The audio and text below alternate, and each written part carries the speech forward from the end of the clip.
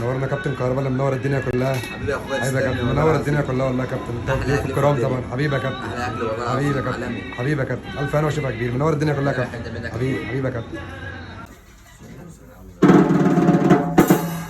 بنرحب النهارده في قصر الكبابجي بجوكر النادي الاهلي الجديد الكابتن خالد عبد الفتاح.